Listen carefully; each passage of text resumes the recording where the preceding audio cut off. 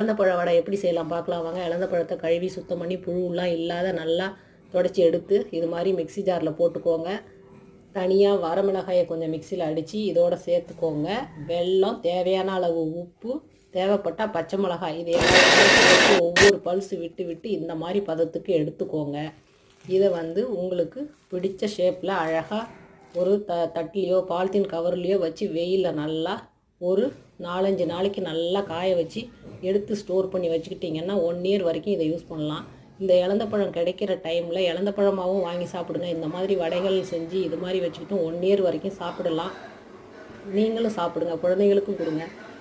Calcium அதிகம் நிறைந்த, iron, இன்னும் ஏராளமான சத்துக்கள் சொல்லிக்கிட்டே போகலாம். அதிகம் நிறைந்த இந்த இலந்த பழத்தை மிஸ் பண்ணாமல் வாங்கி சாப்பிடுங்க. நாங்கள்லாம் ஸ்கூல் ஸ்டேஜில் இந்த மாதிரி வாங்கி சாப்பிட்ட இந்த ஞாபகம் தான் அந்த இலந்த பழத்தை பார்த்தா வருது. கண்டிப்பாக இதை செஞ்சு